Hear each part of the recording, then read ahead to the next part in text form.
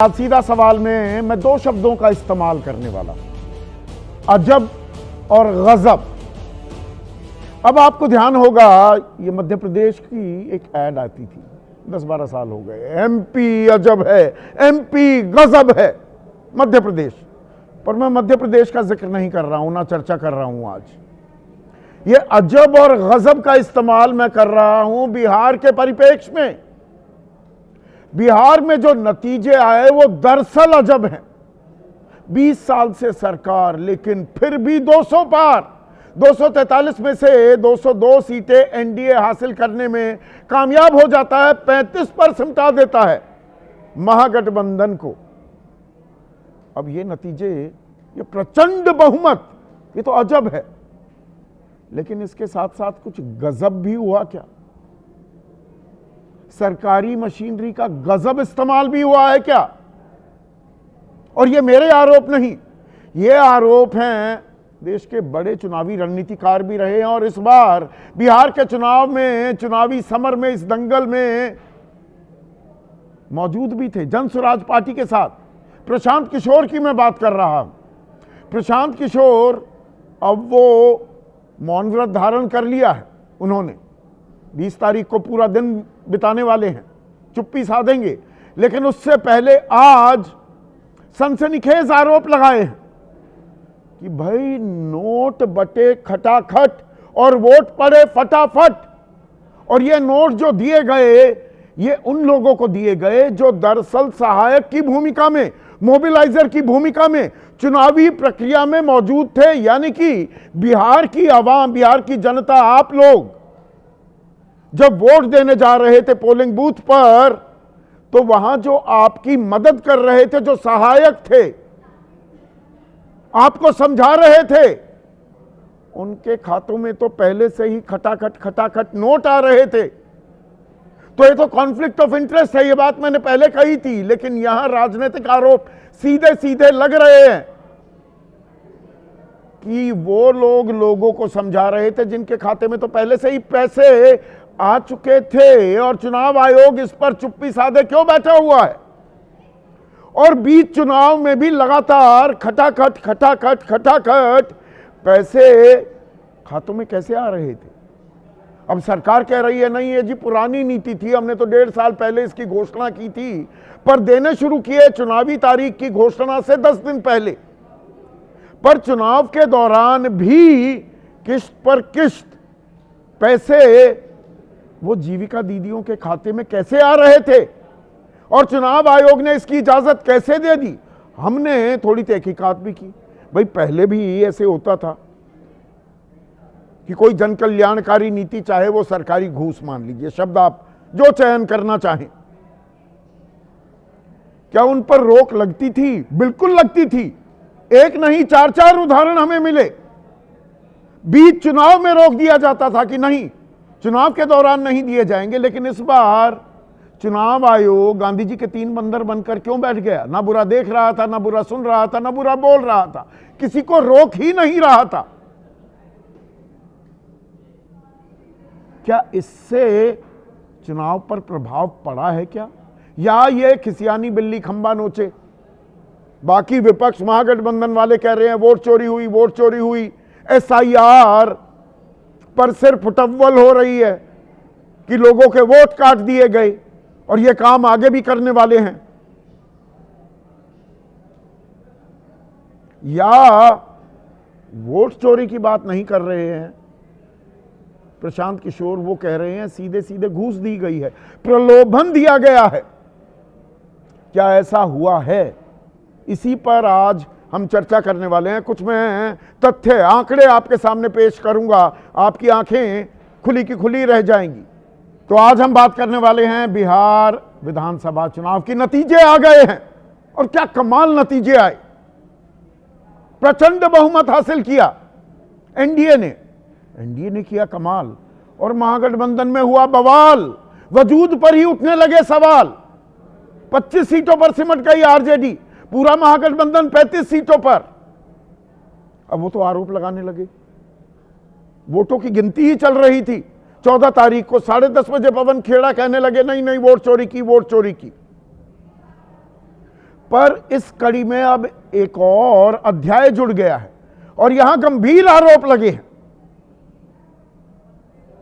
पहले तो यह कहा जाता था कि भाई चुनाव से पहले की रात ना धड़ाधड़ शराब बिकती है, बढ़ती है बल्कि मैं कहूं, और पैसे दिए जाते हैं झुग्गी झोंपड़ियों में, गली मोहल्लों में जाके कॉलोनियों में बांट दिए जाते हैं पैसे। वो उम्मीदवार करता था, जिसके पास ज्यादा धन बल उसको थोड़ा फायदा मिलता था, और वो रेट लगते थे, एक वोट इस बार तो जी 2-2 हजार रुपए बटे, इस बार 5,000 रुपए बटे। लेकिन प्रशांत किशोर पीके जन स्वराज पार्टी लेकर उतरे मैदान में। आज उन्होंने सनसनीखेज आरोप लगाए। उन्होंने कहा कि सरकार ने, बिहार सरकार ने चुनाव में 29,000 करोड़ रुपए बांटे, 29,000 करोड़ रुपए, और 40,000 करोड़ रुपए और देने का वादा कर दिया कि पहले उम्मीदवार प्रलोभन देते थे, ये तो सरकारी घूस दी गई। प्रशांत किशोर, और इसका बाकायदा उन्होंने वर्गीकरण किया है। पहले आरोप सुनते हैं प्रशांत किशोर ने क्या कहा, फिर कहां कहां बटे हैं उसकी तफसील भी देता हूं बकौल प्रशांत। सुनिए। 60 से 62,000 लोगों को कम से कम 10,000 रुपया सीधे तौर पर सरकार ने दिया है। सिर्फ 10,000 रुपया नहीं दिया, ये कहा कि आपको स्वरोजगार के लिए 2 लाख रुपया दिया जाएगा, और उसकी पहली किस्त के तौर पर, बयाना के तौर पर 10,000 रुपया उसको दिया गया, और पूरा सरकारी तंत्र लगाया गया लोगों को ये बताने के लिए कि अगर आप एनडीए को वोट देते हैं तो आपको 10,000 रुपए के साथ साथ आने वाले 6 महीनों में 2 लाख रुपए तक की सहायता मिलेगी। तो प्रशांत किशोर ये तो बहुत गंभीर आरोप लगा रहे हैं। ये बिहार में नतीजा जो था ये अजब संयोग था या गजब सरकारी मशीनरी का दुरुपयोग था। वो कह रहे हैं 60 से 62,000 महिलाओं को हर विधानसभा क्षेत्र में, 243 विधानसभा क्षेत्र हैं, 10-10 हजार रुपए खटाखट उनके खाते में डाले गए। 60 से 62,000 महिलाएं। पर सिलसिला यही नहीं थमता। आशा और आंगनबाड़ी वर्कर्स को अलग से 10,000 करोड़ रुपए दिए गए, ये कह रहे हैं प्रशांत किशोर। अब इसकी थोड़ी सी तफसील मैं आपको देना जरूरी समझता हूं। ये प्रधानमंत्री कह रहा हूं, मुख्यमंत्री महिला रोजगार योजना, इसका तथाकथित शुभारंभ 25 सितंबर को हुआ। 6 अक्टूबर को चुनावों की घोषणा हो गई। प्रधानमंत्री ने 75 लाख महिलाओं के खाते में 10-10 हजार रुपए डाल दिए खटाखट। फिर ये 25 को हुआ, 26 को डाले गए। 3 अक्टूबर को नीतीश कुमार ने 25 लाख महिलाओं के खाते में खटाखट 10,000 रुपए डाल दिए। आप कहेंगे तब तक चुनाव थोड़ा हुए, बिल्कुल ठीक बात है। 6 अक्टूबर चुनावी घोषणा का दिन, वो दोपहर में होती है, सुबह 10,000 रुपए और कुछ महिलाओं के खाते में खटाखट डल गए। तीसरी किस्त। चौथी किस्त 17 अक्टूबर, चुनावी प्रक्रिया शुरू हो गई है। 5वीं किस्त 24 अक्टूबर, छठी किस्त 31 अक्टूबर, 7वीं किस्त 7 नवंबर, 6 नवंबर को पहला चरण, 11 नवंबर को दूसरा, और 8वीं किस्त 14 नवंबर, चुनावी नतीजों का दिन। अब ये और किनके खाते में जा रहा है, और इसका खुलासा खुद चुनाव आयोग कर रहा है दर्शकों, मैं नहीं। ये 11 नवंबर का चुनाव आयोग का प्रेस नोट है, प्रेस विज्ञप्ति, जिसमें बता रहे हैं कि भाई कितने इलेक्टोरेट थे, यानी कि मतदाता थे, कितने जिले, कितने पोलिंग स्टेशन थे, पोलिंग स्टाफ कितना था, और इसमें जीविका दीदी, वॉलंटियर्स, सहायक, लोगों की सहायता के लिए,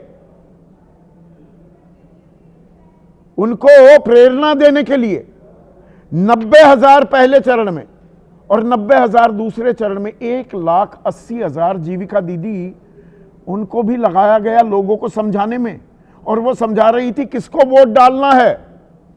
देखिए हमारे खाते में तो 10,000 आ गए और 2 लाख भी आने वाले हैं, ये आरोप लगा रहे हैं प्रशांत किशोर। और ये सिर्फ 1,80,000 जीविका दीदी नहीं, विकास मित्र इनको 25,000 रुपए दे दिए गए, तोला सेवक इनको भी 25,000 रुपए दिए गए, आशा वर्कर्स, आंगनवाड़ी वर्कर्स, इनका मानदेय बढ़ा दिया गया।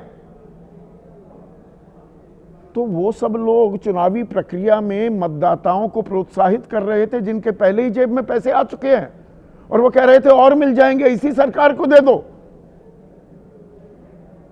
अब थोड़ी उसमें खिसियाहट भी मिटा रहे हैं प्रशांत किशोर, कह रहे थे 25 से ऊपर जेडीयू की सीट आ गई तो मैं इस्तीफा दे दूंगा। आप कह रहे हैं कि मेरे पास कोई पद ही नहीं, इस्तीफा कहां से दूंगा। पर साथ ही साथ वो ये कह रहे हैं 10,000 रुपए ऐसे ना बांटे जाते तो 25 सीट नहीं आनी थी जेडीयू की। अब ये तो राजनीतिक आरोप हैं, पर इसमें सवाल ये उठता है इसे रोका क्यों नहीं। और चुनाव आयोग खुद कह रहा है, खुला इकबालिया बयान है, हमने तो जीविका दीदी का इस्तेमाल किया। ये कॉन्फ्लिक्ट ऑफ इंटरेस्ट नहीं है क्या? ज्ञानेश कुमार जी, आप तो ज्ञान के भंडार हैं, आपको नहीं लगता किसी की जेब में 10,000 रुपए गए हैं वो किसी को क्या सहायता करेगा और क्या प्रेरणा देगा, क्या प्रोत्साहन देगा? क्या आपने ये तफ्तीश की थी कि भाई इनके खातों में पैसे नहीं गए हैं? और 2 लाख रुपए इन महिलाओं के खाते में अगर दे दें तो फिर से राजनीति से संन्यास लेने की बात कर रहे हैं प्रशांत किशोर। अब इसमें एक और दावा किया है कि जो ये प्रवासी मजदूर थे इनको 5-5 हजार रुपए बांटे गए कपड़े के नाम पर, कपड़ा लत्ता वो देंगे जी, 5,000 रुपए दे दिए। हमने एबीपी पर सीधा सवाल में ही आपको दिखाया था हरियाणा से कैसे ट्रेनें चल रही थी, करनाल से, गुड़गांव से, जिसमें टिकट के लिए पैसे ही नहीं देने की जरूरत थी, वो बीजेपी वालों ने इंतजाम करा दिया। तो टिकट भी नहीं दी जा रहा है, टिकट दी जा रही है, पैसे नहीं देने की जरूरत, 5,000 कपड़े लत्ते के लिए दिए जा रहे हैं प्रवासी मजदूरों को। चुनाव आयोग क्या कर रहा है? अब चुनाव आयोग ये कहे जो दावा कर रही है सरकार जी ये तो कंटिन्यूइंग पॉलिसी थी। अच्छा, कंटिन्यूइंग पॉलिसी थी तो 2019 अभी 6 साल पहले की बात है, लोकसभा चुनाव था, प्रधानमंत्री किसान सम्मान निधि वो 6,000 रुपए जो किसानों के खाते में आते थे, 14 करोड़ के खाते में डलने शुरू हुए थे, 8 करोड़ पर आ गए काट छाट होकर। 24 फरवरी 2019 चुनाव से ठीक पहले इसकी घोषणा की गई। गोरखपुर से इस योजना की शुरुआत की प्रधानमंत्री ने घोषणा की थी, प्रधानमंत्री नरेंद्र मोदी ने, और 1 करोड़ से ज्यादा किसानों को 2,000 रुपए की पहली किस्त भी चली गई। लेकिन मार्च 2019 में जैसे ही लोकसभा चुनाव घोषित हुए, योजना में नए किसानों को जोड़ने पर रोक लगा दी गई और 20,000 करोड़ रुपए जो बंटने थे कुल मिलाकर 5,500 करोड़ ही बंट पाए। तो इस बार कहां खो गए, कहां रह गए, कहां सो गए ज्ञानेश कुमार जी? ये पैसे बंटते रहे 8-8 किस्त, 2 किस्त चुनाव की घोषणा से पहले, 6 किस्त चुनाव की घोषणा के बाद। और ये इकलौता उदाहरण नहीं है। 2012 के चुनाव थे गुजरात में और हिमाचल में, विधानसभा चुनाव। गुजरात के 4 जिलों में कैश बेनिफिट रोक दिया गया। चुनाव आयोग ने कहा नथिंग डूइंग, ये तो सरकारी घूस हो जाएगी, चुनाव प्रभावित होगा। और हिमाचल के 2 जिलों में कैश बेनिफिट पर रोक लगा दी गई। थोड़ा और पीछे चलते हैं, 2011 में डीएमके सरकार थी तमिलनाडु में, मुफ्त रंगीन टीवी योजना पर रोक लगा दी गई कि चुनाव के दौरान टीवी नहीं बांट पाओगे। तो यहां पर तो अतीत के उदाहरण हैं, मिसाल हैं आपके पास। फिर उल्टी गंगा क्यों बहा रहे हैं या बहने दी चुनाव आयोग ने? 2004 में वही तमिलनाडु डीएमके की जगह अन्ना द्रमुक सरकार ने मनी ऑर्डर योजना बना दी कि पैसे देंगे जी, ऐसे मनी ऑर्डर पहुंच जाएगा। रोक दिया चुनाव आयोग ने कि ये खुला खेल फर्रुखाबादी क्या कर रहे हो भाई, घूस दे रहे हो। और मैंने तो सीधा सवाल में सीधी बात कही है कि ये 10-10 हजार रुपए इस तरह से देना ये सरकारी घूस नहीं तो और क्या है। अब इस बात का संज्ञान लेगा क्या? 31 अक्टूबर को चुनाव तब तक पहला चरण नहीं हुआ था, 6 नवंबर को पहला हुआ। तो आरजेडी के राज्यसभा सांसद है मनोज झा ने चुनाव आयोग को एक खत भी लिखा कि ये खुला पैसा बांटा जा रहा है, खटाखट डल रहे हैं नोट, रोकिए इसे। चुनाव आयोग ने कोई एक्शन नहीं लिया। तो क्या बात वही कि ये संयोग है या प्रयोग होता दिखाई दे रहा है? और इसमें मैं वोट चोरी की तो बात कर ही नहीं रहा हूं, उस पर भी कोई जवाब देता दिखाई नहीं दे रहा है। चुनाव आयोग कहता है कि हलफनामा दो, साइन करके दो। राहुल गांधी से कहते हैं उसी तरह के आरोप अनुराग ठाकुर लगाते हैं, वहां पर चुप्पी साध जाता है चुनाव आयोग। 7 अगस्त को लोकसभा चुनाव, महाराष्ट्र चुनाव में वोट चोरी का आरोप लगाया। नेता प्रतिपक्ष हैं, संवैधानिक पद है राहुल गांधी का, और महादेवपुरा का उदाहरण दिया उन्होंने। 8 सितंबर को कि सॉफ्टवेयर कॉल सेंटर की तरह सॉफ्टवेयर के जरिए नाम हटाए और जोड़े जा रहे हैं। और 5 नवंबर को पहला चरण मतदान का था बिहार में। 6 नवंबर 5 को हरियाणा में किस तरह से वोट चोरी हुई, उसको हाइड्रोजन बम कहा, उसका खुलासा किया, पर कोई जवाब नहीं, कोई औपचारिक प्रेस कॉन्फ्रेंस चुनाव आयोग ने नहीं की है। तो चुनाव पारदर्शी है या खिसियानी बिल्ली खंबा नोचे वाला हाल है विपक्ष का? ऐसे में आज का सीधा सवाल, बिहार अजब संयोग या सरकारी मशीनरी का गजब दुरुपयोग और नोट बटे खटाखट और वोट पड़े फटाफट?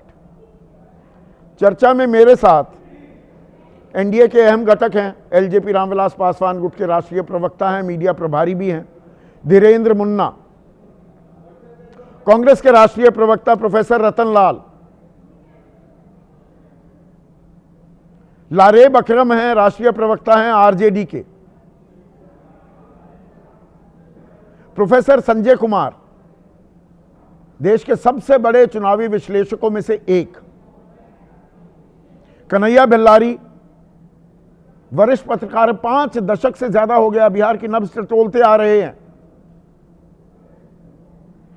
विवेक कुमार राष्ट्रीय प्रवक्ता हैं जनसुराज पार्टी के, जिनके चेहरा प्रशांत किशोर ने यह सनसनीखेज आरोप लगाए हैं, और डॉक्टर संजय कुमार जेडीयू के राष्ट्रीय प्रवक्ता हमारे साथ जुड़ गए हैं।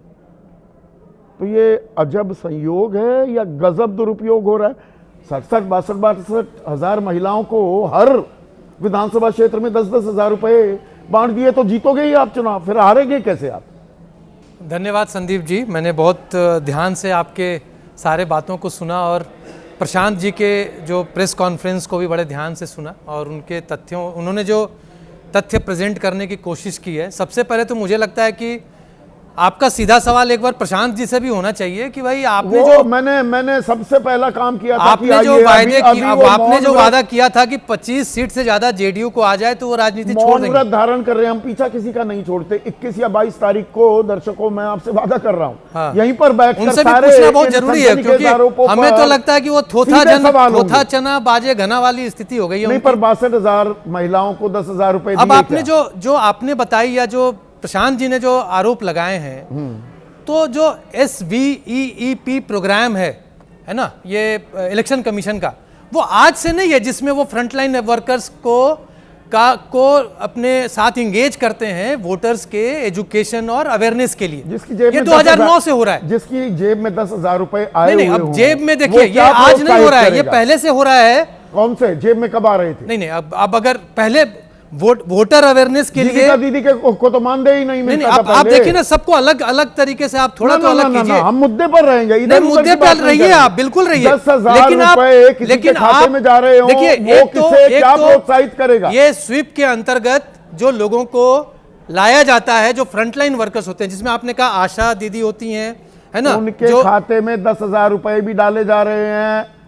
इसी उनको देश कोई में रहता है मानदेय ना दिया चुनाव जाता होगा वो आयोग, मुझे इसी पता देश नहीं का है। चुनाव अगर आयोग है, उनको उन्हें कोई मालूम तो होगा। अगर उनको कोई मानदेय दिया जाता होगा वो मुझे पता नहीं वो नहीं दिया जाता था, है ना। लेकिन जो आपने सबको जोड़ा है ना, आपने ये कहा कि सारे जितने भी महिलाओं को पैसे मिले हैं वो जीविका दीदी थी जो प्रचार कर रही थी, जो अवेयरनेस का काम कर रही थी। ये गलत है। ये गलत इसलिए है क्योंकि सिर्फ जीविका दीदी ही प्रचार नहीं कर रही थी, नंबर 1, उसमें बहुत सारे फ्रंटलाइन वर्कर्स होते हैं। बता रहे थे 1,40,00,000 उसमें जो फ्रंटलाइन वर्कर्स होते हैं 10,000 रुपए दे दिए। आप सुन लीजिए मेरी बात, उसके बाद आप कहिएगा। जो फ्रंटलाइन वर्कर्स हर कैटेगरी, अलग अलग कैटेगरी के होते हैं, सबने वो अवेयरनेस का काम किया स्वीप के अंतर्गत, नंबर 1। नंबर 2 कि जरूरी नहीं है कि सिर्फ जो जीविका से पहले से जुड़ी हुई थी उन्हीं को पैसे मिले हैं। नए महिलाएं जो कि नहीं, उनको तो मिले ही हैं। हाँ, ये लेकिन तो वो सिर्फ 1,80,000, लेकिन वो जीविका पर के, ये 1,80,000 ये किसे प्रोत्साहित करेंगे, किधर वोट डालने के लिए? लेकिन ये जाके थोड़े ही बोल रही हैं कि आप जदयू को वोट दो या बीजेपी को वोट दो। ये तो आरोप लगा रहे हैं प्रशांत नहीं नहीं, किशोर। ये गलत आरोप है ना। अगर मतलब उनके पास, जेब में 10,000 अगर उनके रुपए पास, आए, मैं कहूंगा कि अगर नहीं, उनके तेजस्वी को पास वोट डाल दो। प्रूफ है कि जीविका दीदी जो है, जो भी लोग अवेयरनेस में थे स्वीप के प्रोग्राम में, अगर उनके पास प्रूफ है तो वो इलेक्शन कमीशन को वो कहें कि भाई वो किसी पर्टिकुलर पॉलिटिकल पार्टी को जाकर वो कह रही है वोट डालने। बढ़ाते हैं ना डॉक्टर साहब चर्चा को। पहली किस्त गई 26 सितंबर को, दूसरी 3 अक्टूबर को। ये ऑर्डर पहले ही पास हो चुका था संदीप जी। तो चुनाव के दौरान पैसे डलते रहे।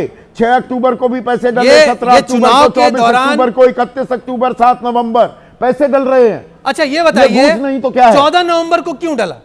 14 नवंबर को अभी भूल भी जाइए। नहीं, 14 नवंबर को क्यों डाला? हमारा काम तो हो चुका था फिर। हाँ। हम 14 को क्यों डाले? वो तो दिखावा कर रहे हैं। नहीं, दिखावा नहीं है ना, वो अभी 2 लाख ऑर्डर डालेंगे, पूरा ऑर्डर पास था। वो तो हम वही संख्या बढ़ा के पहले डाल देते। 2 लाख का मैं इंतजार करूंगा, 2 लाख डाल दीजिए। डलेगा 2 ना, करोड़ महिलाओं को आएगा ना, वित्तीय सहायता उनको मिलेगी। कहां से? 4 लाख करोड़, आपका 3,16,000 करोड़ का आएगा ना। उसके लिए हमने जो केंद्र सरकार है वो भी मदद करेगी। कहां से दे देगी? केंद्र सरकार पर 225 लाख करोड़ का खुद कर्ज है। वो जो प्रधानमंत्री प्रशांत जी जो ये क्लेम कर रहे हैं ना, पहला तो उन्होंने क्लेम किया कि 25 सीट आ जाएगा तो हम छोड़ देंगे। अब कह रहे हैं कि 2 लाख मिल जाएगा तो हम छोड़ देंगे।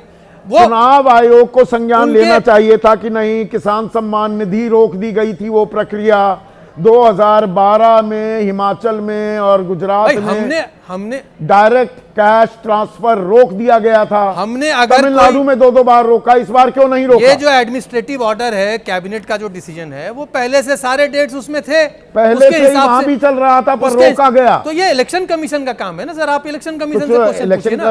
अब इलेक्शन कमीशन तो हम नहीं चला रहे ना। ये जनादेश नहीं, जनादेश है क्या? हम सरकार चला रहे हैं, हम सरकार में ये थे, हमने ये योजना लाई और क्या? महिलाओं को फायदा दिया। अब गरीबों को पैसा मिलना लोगों को इतना चुभ रहा है, इतना चुभ रहा है। पहले तो महागठबंधन वालों को दिया गया, महागठबंधन वालों को चुभा, और उसके बाद अब ये इनको कोई मुद्दा नहीं मिल रहा है तो इनको चुभ रहा है।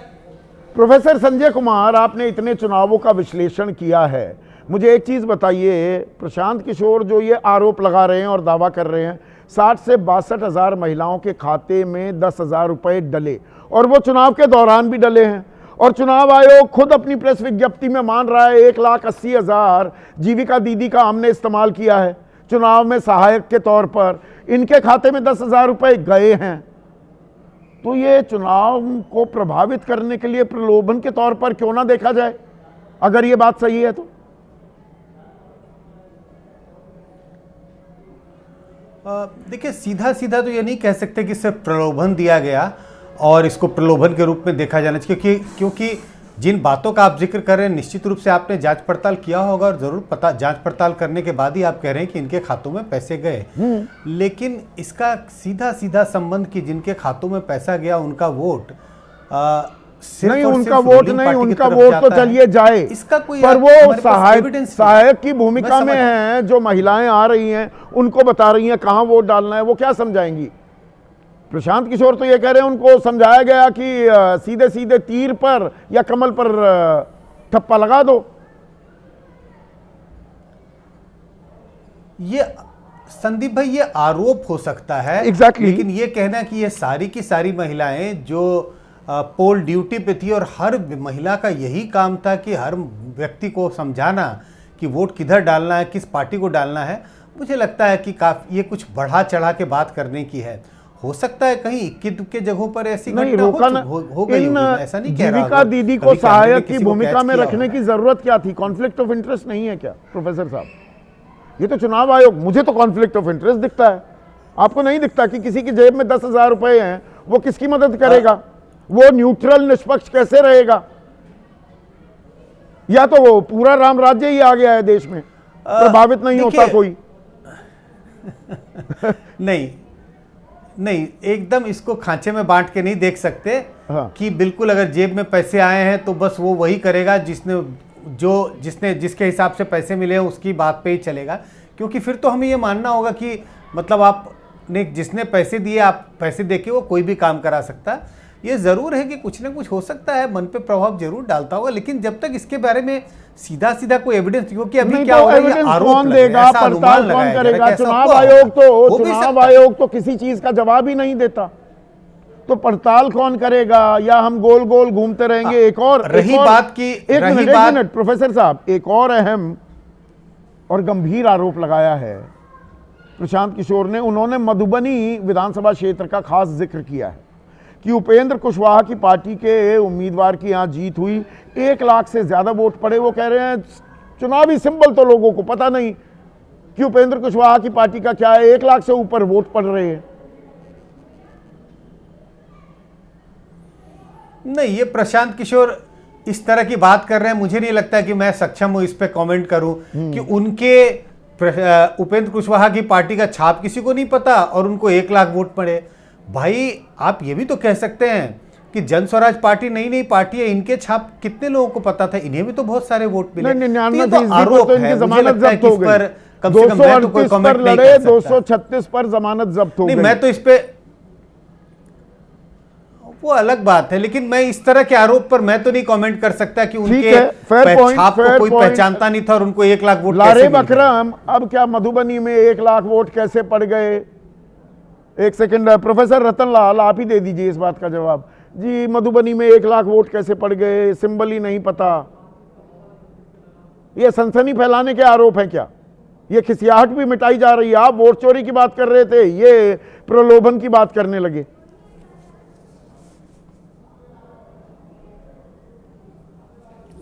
विस्पर एक कहावत है, हम लोग सब दिल्ली यूनिवर्सिटी में पढ़े हैं, whisper campaign is the best campaign. और जीविका दीदी और जितने 1,80,000 वॉलंटियर लगाए गए थे ना, वो प्रेस कॉन्फ्रेंस करके बोलते कि हम क्या कर रहे हैं वहाँ पर। मैं वोट देने गया हूँ बिहार में और वहाँ पे क्या चल रहा था हमें पता है। ये लोग क्या कह रहे थे ये प्रूफ छोड़ेंगे कि मैं प्रचार कर रही हूँ एनडीए का। ये तो मतलब कॉमन सेंस, कोई रॉकेट साइंस थोड़ी है। इलेक्शन के दरमियान देखिए एसेंशियल जो सर्विसेज होते हैं ना, उस पर मोरल कोड ऑफ कंडक्ट नहीं लगता है। जैसे हेल्थ का इशू है, क्या 10,000 रुपया भेजना ये क्या था? एसेंशियल सर्विसेज था। सरकार तो ये सरकार गुंडाई करेगी हम जानते हैं, लेकिन ये चुनाव आयोग ही पूरा गुंडाई पे उतर गया है, किसी सवाल का जवाब नहीं देता। मैं एक आंकड़ा आपको दे रहा हूं। पहला जो लोकसभा चुनाव हुआ था ना, नेहरू उस समय पूरा भारत कांग्रेस में था। नेहरू का स्ट्राइक रेट 74% था। आउट ऑफ 489 364 जीते थे। जब इंदिरा जी का असैसिनेशन हुआ था, पूरा देश में कांग्रेस की लहर थी। उस समय राजीव गांधी 541 में से 414 जीते थे। स्ट्राइक रेट वो 76%। क्या बिहार में घी की नदियां बह रही थी? क्या वहां हीरे जवाहरात की बरसात हो रही थी? क्या पब्लिक सेक्टर ही खुल रहे थे? क्या पब्लिक इंस्टीट्यूशन खुल रहे थे? यूनिवर्सिटी खुल रहा था, कारखाना खुल रहा था कि 85% इनका स्ट्राइक रेट हो गया। तो ये स्ट्राइक रेट अगर यही काम कांग्रेस करती रहती ना 54 साल शासन किए तो कभी बीजेपी सरकार में नहीं आती। इलेक्शन कमीशन खुद हेराफेरी कर रहा है। अरे रुकिए, और प्रोफेसर साहब रुक जाया कीजिए बीच में। आप एक बार बोलने लगते हैं तो पूरा ऐसा लगता है कि क्लास लेने लगे, पूरा 45 मिनट बोल जाएंगे। गुजरात में क्या हुआ? कितनी आई सीट? मैं भूल गया कितनी, 156 थी कि 158? महाराष्ट्र में कितने में सिमट गए? 288 में से आप 49 में सिमट गए ना। अच्छा, इस तरह के बहुमत मिल रहे हैं एनडीए को। क्योंकि आपका डब्बा गोल हो रहा है। एक मिनट, आप, मैं चुनौती दे रहा हूं आपके चैनल पर कि एनडीए की इतनी अगर हिम्मत है और इलेक्शन कमीशन की, तो जितने सीटों पर हम जीते हैं, चाहे कोई भी जीते, 243 सीट का वीवीपैट लाइव मिलान कर ले, लाइव टेलीकास्ट करवा ले। चुनौती स्वीकार है? एक 4 कैंडिडेट को 1,22,400, 1,22,403 आ रहे हैं, कहीं 1 लाख आ रहा है। ये क्या मजाक है? आप वीवीपैट की गिनती करवाओ ना। इतना हिम्मत, मैं चुनौती में स्वीकार कर लूंगा कि उसमें कि मैं हार गया तो मैं मान जाऊंगा कि मैं हार गया, कि बिहार के लोगों को, बिहार में कोई सबूत भी तो आप लाकर देंगे। सनसनीखेज आरोप लगाते रहे, नहीं सिर्फ सनसनीखेज आरोप लगाने से काम हो जाएगा? आप तो वोट चोरी की बात कर रहे थे। सनसनीखेज नहीं है, चुनाव आयोग की जिम्मेदारी है कि वीवीपैट गिनती कराए ना। चुनाव आयोग चुप क्यों है? आपके वहां पर चुनाव आयोग किसी बीएलए क्या कर रहे होते हैं? अभी 12 आपकी राज्य में पार्टी के एसआईआर हो एजेंट रहा क्या है, कर रहे होते असम में हैं? एसआईआर हो प्रोफेसर रहा है। रतनलाल, आपके एजेंट वहां क्या कर रहे होते हैं? अरे वो ठीक है, मैं अपनी समीक्षा करूंगा। नहीं, चुनाव एक टर्म है, संविधान सभा में जो डिबेट हुआ था, एक टर्म है कॉन्स्टिट्यूशनल मोरालिटी, और इनसे उम्मीद ये थी कि लेवल प्लेइंग फील्ड देंगे, फेयर फ्री ट्रांसपेरेंट चुनाव करवाएंगे। जितने रिपोर्ट्स आ रहे हैं, क्या ये फ्री फेयर चुनाव हो रहे हैं? हमारी कमजोरी हम मान लिए, जो भी है। क्या चुनाव आयोग की भूमिका, जो कि जज है, एक कोर्ट है, उनसे उम्मीद की जाती है कि वो फ्री फेयर रहेंगे, निष्पक्ष रहेंगे? तो मतलब निष्पक्ष पारदर्शी चुनाव हो भी रहे? एक सेकंड नरेंद्र मुन्ना, क्या निष्पक्ष पारदर्शी चुनाव हो रहे हैं? लेवल प्लेइंग फील्ड है भी, या ये जनादेश नहीं ज्ञानादेश ज्यादा लग रहा है? चुनाव आयोग आपके साथ मिलीजुली कबड्डी खेल रहा है, या कबड्डी भी क्या कहूं, कदम ताल कर रहा है? संदीप जी नमस्ते। ये जिस तरह के आरोप लगा रहे हैं विपक्ष के लोग, इसमें कुछ आप दो एस्पेक्ट होता है इसका। अगर देखिए तो ये क्या लीगलिटीज, क्या हम लोगों ने जो किया वो गलत किया है? जिस तरह की चर्चा कर रहे हैं कि यहाँ बांट दिया पैसा, वहाँ बांट दिया पैसा, अरे चुनाव के दौरान पैसे कैसे बांटे जा रहे हैं? ये तो अभूतपूर्व है ना, ये अप्रत्याशित है। भारत में कब हुआ चुनाव चल रहे हैं और सरकार पैसे बांट रही है? पहले कैंडिडेट देते थे, जाकर लोगों को चुनाव से एक रात पहले शराब की बोतलें बांट दी, पैसे दे दिए। ये तो हमारा ही पैसा, हमें ही मुख्यमंत्री महिला रोजगार योजना के नाम पर सरकारी घूस थमा दी। ये तो मैंने पहले कहा, एंड आई मेंटेन इट। आप ही यहाँ जितने भी सरकार कर्मी थे, चाहे वो पर्यवेक्षक से लेकर के जितने भी पुलिसकर्मी हो, शिक्षक हो, सबों को वेतन इस काल में दिया जा रहा था। कहाँ मना किया गया था कि इनको वेतन नहीं दिया जाएगा? ये तो शुरू से प्रक्रिया चली आ रही है।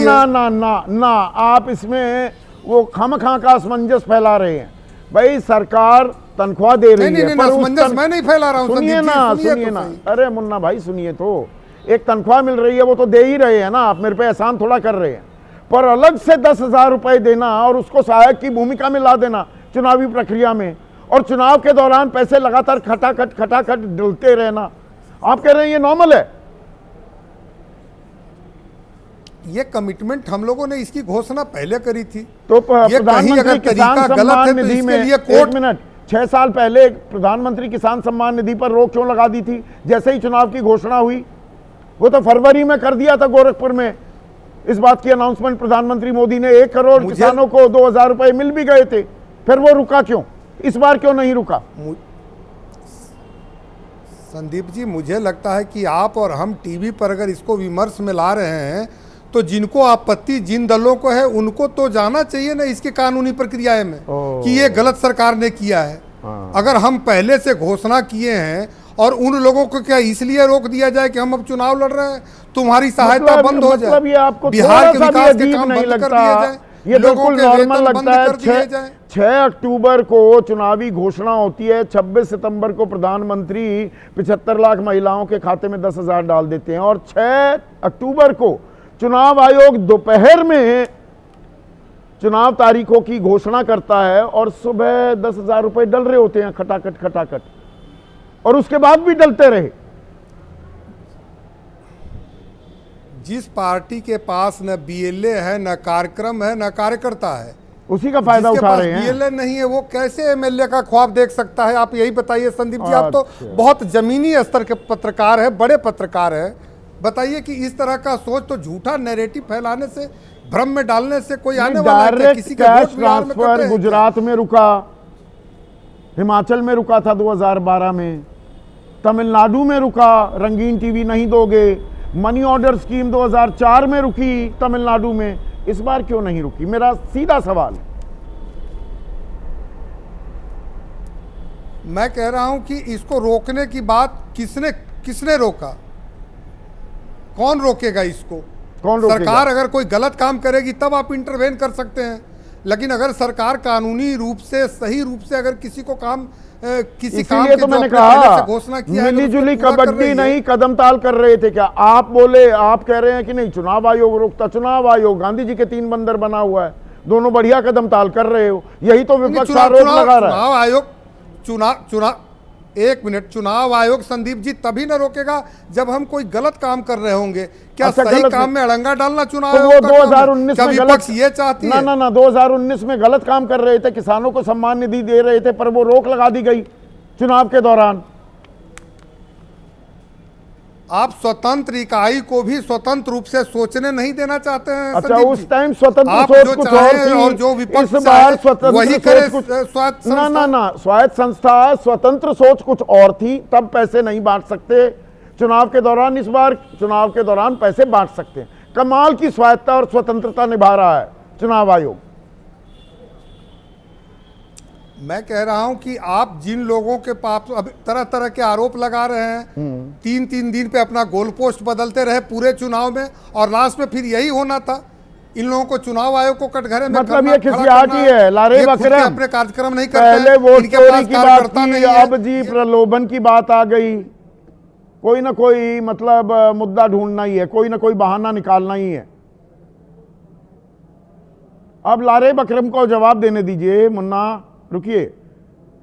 बहुत शुक्रिया संदीप चौधरी जी। और मुझे लगता है कि कमोबेश बात जो है वो निकल कर आ गई है, और प्रवक्ता जो लोजपा के जिस तरह से बात कह रहे हैं, वो पूरे देश में जितने भी अगर अभी स्कूल के जाने वाले बच्चे भी देख रहे होंगे तो हंसी रहे होंगे, क्योंकि अब ये कह रहे हैं कि कौन इसके ऊपर बोलेगा, कौन इसके ऊपर सवाल करेगा।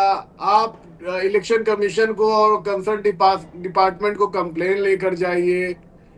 तो ये तो बहुत ही हंसने वाली बात है, ये तो बहुत ही भद्दा मजाक है लोकतंत्र तो का। आप भी तो मजाक और ही ये कर रहे थे। आप बड़े गंभीर, बड़े संजीदा थे। 2.5 करोड़ परिवारों में हर परिवार में एक सरकारी नौकरी देने का वादा कर रहे थे। वो घूस नहीं है। संदीप जी, दो चीजें अलग हैं, बिल्कुल अलग है। वो आप उसकी तनकीद कर सकते हैं, आप उस पे एक ओपिनियन अपना रख सकते हैं, लेकिन हमारा वादा जो है हम आसमान से तोड़कर लाएंगे कि मंगल ग्रह से तोड़कर लाएंगे, लेकिन हम चुनाव को प्रभावित करने के लिए कैश ट्रांसफर नहीं कर रहे थे। सरकारी खजाने का दुरुपयोग अपने लाभ के लिए, स्वयं निजी लाभ के लिए, पॉलिटिकल लाभ के लिए, पॉलिटिकल पार्टी के लिए और नहीं कर रहे अगर थे। फर्ज कीजिए आपकी सरकार बन जाती, वादा किया था तेजस्वी यादव ने कि 2 महीने के अंदर 14 को जितवा दीजिए, मकर संक्रांति के दिन 30,000 रुपए डाल दूंगा, जो 2,500 रुपए हर महीने के, नहीं जी पूरे साल के ही एक बार में डाल दूंगा, तब वो सरकारी खजाने का दुरुपयोग नहीं होता। उनकी ताल बैठ गई। वो हरियाणवी में कहते हैं उनका सूत बैठ गया, उन्होंने बिठा लिया, आपका सूत नहीं बैठा। नहीं, वैसा मुझे नहीं लगता। आपको लग रहा है, आपको लग रहा है। मैंने ये कहा कि कोई भी सरकार घोषणा करती है, और घोषणा करने का मतलब नहीं है आपने जब कहा हम ना चुनाव में सरकारी जाते खजाने का हैं। दुरुपयोग हुआ, आप भी करते। अगर फर्ज कीजिए सरकार बन जाती तो वो सरकारी खजाने का दुरुपयोग ना होता। मकर संक्रांति के दिन 14 जनवरी को 30,000 रुपए डालते आप। नहीं, वो दुरुपयोग कैसे होता? अगर हम वृद्धा पेंशन देते हैं, अगर हम किसी भी तरह का जो पेंशन समाज में चलाते हैं, सरकार द्वारा स्कीम चलती है, तो एक स्कीम की बात कर रहे थे। लेकिन आप चुनाव के दौरान इलेक्शन का मॉडल कोड ऑफ कंडक्ट लागू, आप ट्रांजैक्शन कर रहे हैं। सवाल, आप इस पूरे मोडस ऑपरेंडी को समझिए। जिस तरह से एनडीए ने अपनी सरकार को बचाने के लिए, अपनी पॉलिटिकल गेन के लिए लड़ाई के लिए सरकारी खजाने का दुरुपयोग किया है। ये अगर ये घोषणा करते कि हमारी सरकार आएगी तो हम इस स्कीम के तहत ये आपका भलाई के लिए तो करेंगे। आपकी ये आपत्ति हमारी इस welfare बात को स्कीम लेकर है, होगी। चुनाव के दौरान ये पैसे क्यों बांटे गए? तो आपने आपत्ति दर्ज कराते एक बस वो खत लिख दिया 31 अक्टूबर को मनोज झा ने। आप ज्ञापन लेकर जाते, इस बात पर लड़ते, कोर्ट का दरवाजा खटखटाते, या वहां फंस गए थे कि नहीं अगर ऐसा करेंगे तो जेडीयू और बीजेपी फिर महिलाओं के बीच जाएगी? देखिए हम 10,000 दे रहे थे, ये रोक रहे हैं। आगे नहीं, कुआ मुझे पीछे लगता है खाई, कि- उस खेल में मुझे फंस लगता गए है थे। कि या तो ईमानदारी ये से भी जवाब कहना- देना, आगे या तो कुआ ये भी- पीछे खाई हो गई थी, उस खेल में फंस गए, इसलिए खुलकर बोल नहीं पाए। नहीं संदीप जी, या तो ये भी आप कह सकते हैं कि हमारा सिस्टम पर और जुडिशरी पर और बाकी दूसरी जो विधायिका की प्रक्रियाओं को पूरा करने वाली जो एजेंसियां हैं उस पर विश्वास करना या तो अनुचित था, ये माना जाए, क्योंकि हमने भरोसा किया।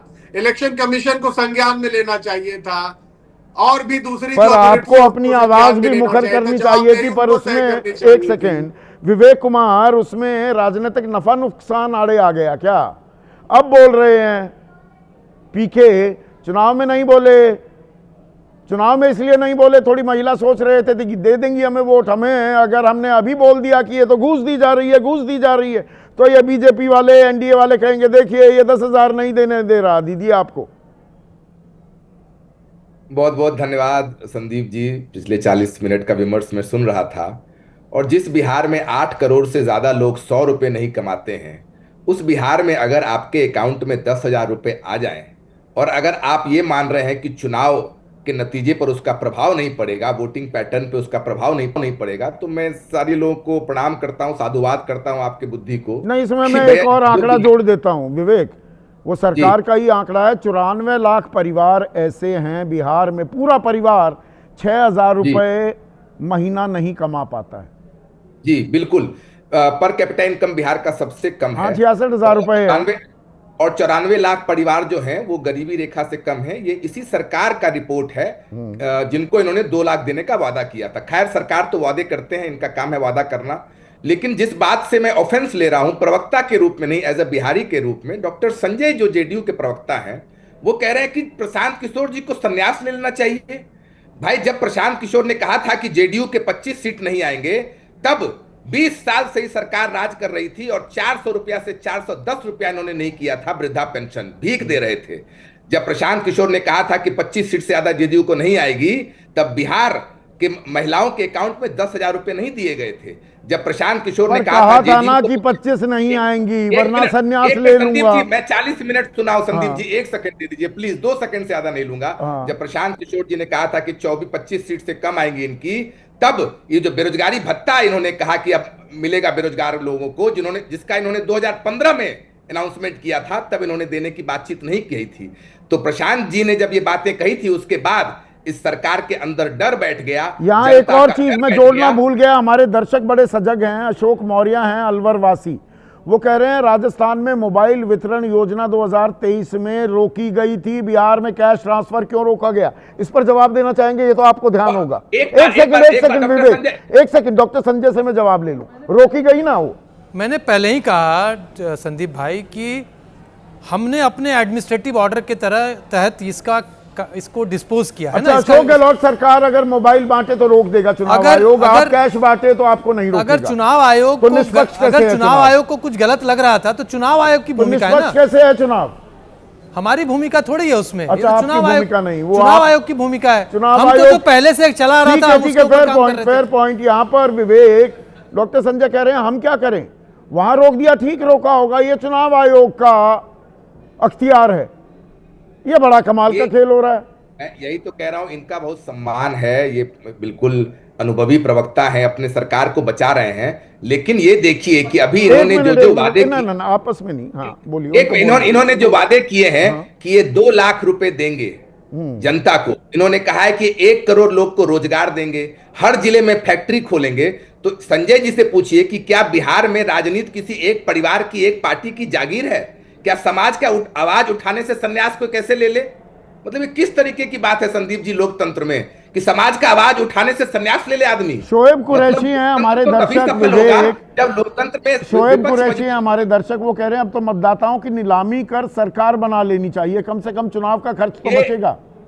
सोहेब जी का बहुत बहुत धन्यवाद और शुक्रिया। संदीप जी, पिछले 10-15 साल में ये बिल्कुल ऐसा होता नजर आ रहा है कि जो सत्ता में है उसको हराना बिल्कुल नामुमकिन हो रहा है, क्योंकि चुनाव के 1 महीना पहले बिहार जैसे गरीब राज्य में अगर बिहार देश होता संदीप जी तो विश्व का 6ठा सबसे गरीब देश होता।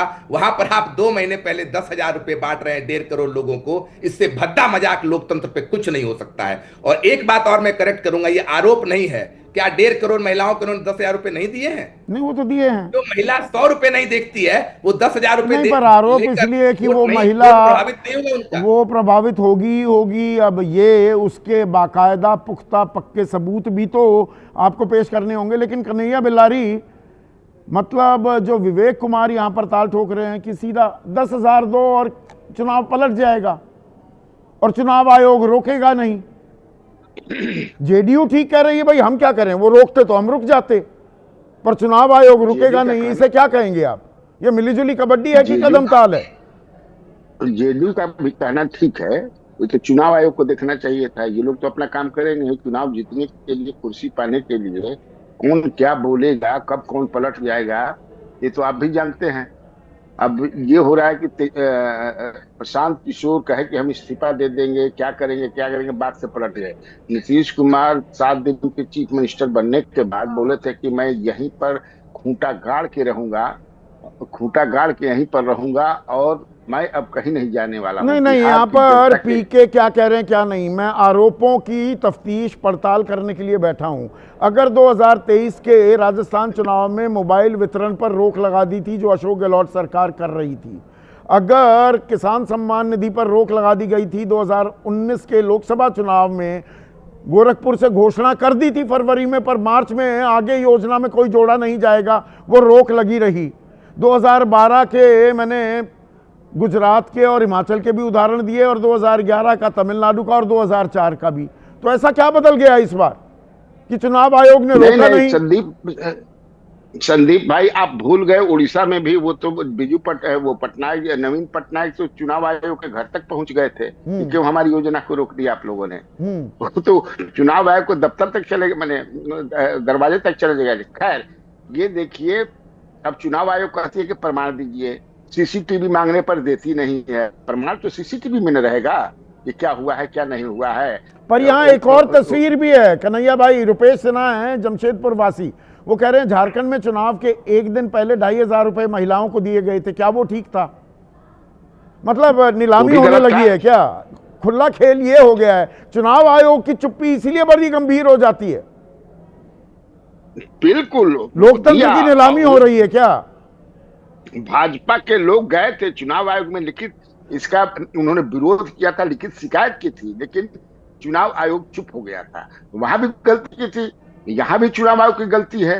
पता नहीं चुनाव आयोग कह रहा था। और ये मैं गांव में वोट देने गया था, मैंने महिलाओं से पूछा और एक महिला को मैंने देखा कि कुर्सी लगा करके बाहर बैठी थी। तो आप कौन है? तो मैं जीविका दीदी हूँ। आप महिलाओं को क्या समझा रही हैं? तो कुछ नहीं। बाद में मुझे पता चला कि समझा रही है कि इसमें आप लोग वोट दीजिएगा तो जनवरी में 2 लाख रुपया मिल जाएगा। तो पर यहाँ पर विपक्ष की क्या जिम्मेदारी है? देखिए, अनिल सिंह हैं, धनबाद वासी हैं कन्हैया भाई, वो कह रहे हैं 6 अक्टूबर के बाद भी कैश ट्रांसफर होता रहा, जो मैंने बताया हो रहा था, लेकिन विपक्ष ने चुप्पी क्यों साध रखी थी जबकि तारीखें पहले से ही तय थी?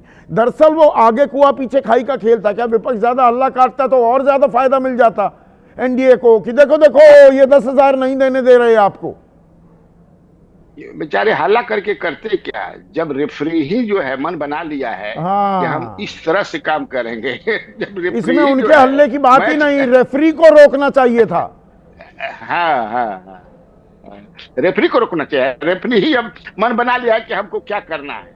नहीं, वो जैसे अनिल मसीह ने मन बना लिया था, वो रेफरी थे चंडीगढ़ के मेयर चुनाव में, तो अनिल मसीह ने मन बना लिया था। वो तो हमने एबीपी पर सीधा सवाल में उनकी पोल पट्टी खोल दी, तो वो चुनाव उनका सारा गड़बड़ जाला सामने आ गया। संदीप भाई, सीसीटीवी कैमरा भाई, वो तो कह रहा वो कहते हैं कि आप प्रमाण दीजिए, जवाब तो कुछ देते नहीं है, प्रमाण दीजिए। तो क्या प्रमाण दीजिएगा? हाँ। सीसीटीवी कैमरा सीसीटीवी देंगे नहीं, निजता की हनन की बात हो जाएगी।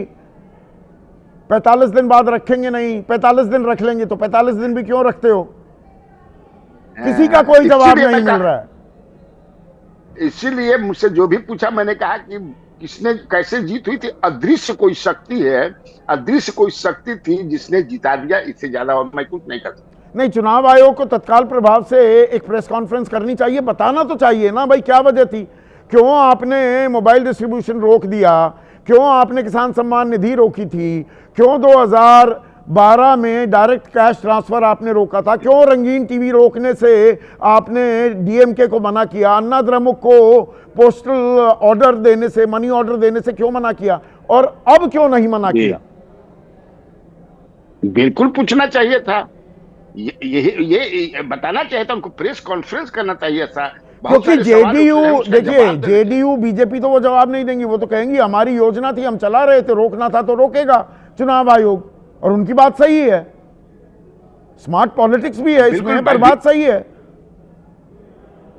क्यों बीजेपी और जो एनडीए के लोग हैं वो कैसे सवाल उठाएंगे? उनको तो फायदा है, वो देख रहे हैं कि रेफरी हमारे साथ है, टांग भी टूट जाए इनका तो वो कहेगा कि तो रेफरी सीटी बजाएगा या नहीं, या लोकतंत्र की भी सीटी बज रही है?